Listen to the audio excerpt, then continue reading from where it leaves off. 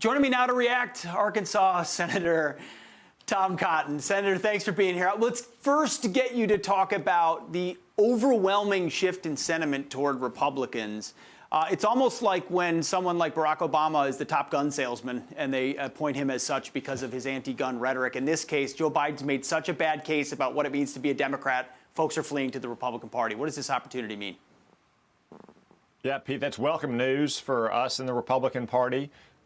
We are excited to have so many more Americans registering as Republicans. It reminds me of what Ronald Reagan said, though, that he didn't leave the Democratic Party, it left him. And that's what you've seen over the last year in this far leftward lurch of the Democratic Party under Joe Biden. These Americans are joining the Republican Party because they know that we will protect them, protect their families, protect our country. We'll protect their rights, we'll protect their job and their right to earn a living and to keep that money. We'll protect them from the kind of threats that we face on our streets from a crime wave that's washing all across America, or foreign threats like predatory behavior of the Chinese Communist Party or terrorists and any other threats they may face as well. That's what Americans elect Republicans to do. That's what they expect us to do. And more Americans are turning us to do just that job. You know, Senator, if only the Senate was made up of Tom Cottons, but we have Mitt Romney's, and we have the history of other Republicans who've made promises and then effectively caved or went for half measures.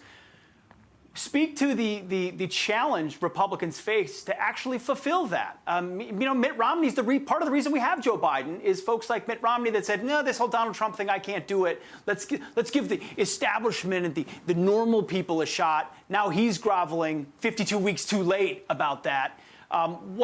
What has changed, if anything, about the Republican Party that gives you an assurance that should you get power in 22 or 24, those people that are shifting in that direction will see a fulfillment of those promises? Well, I agree that Joe Biden has not had a bad week. He's had a bad 52 weeks. A lot of what you see right now are the chickens coming home to roost of Joe Biden's bad decisions going back a year. Look at inflation, for instance. This didn't just start in July or August or September. It started on the first day of Joe Biden's presidency when he began to impose more red tape on businesses trying to produce the goods that our economy needs, or when the Democrats spent $2 trillion wastefully last March. Or look at Vladimir Putin massing hundreds of thousands of troops on the border of Ukraine. That didn't just happen in a vacuum. It happened in the context of Joe Biden's historic incompetence and weakness last August in the withdrawal from Afghanistan. So Republicans have our differences, to be sure. And we may have more differences if we have more than 50 senators after this election. I'd like to see us have 55 or 56 senators, and we'll work through those differences. But one thing we're united, and you saw in that wasteful spending bill in March, or the $5 trillion blowout bill they tried to pass in December, you see now in their federal election takeover, is stopping the radical Democratic agenda.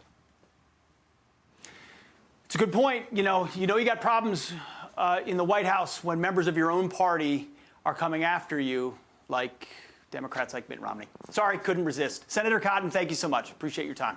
Great stuff. Hey, Sean Hannity here. Hey, click here to subscribe to Fox News YouTube page and catch our hottest interviews and most compelling analysis. You will not get it anywhere else.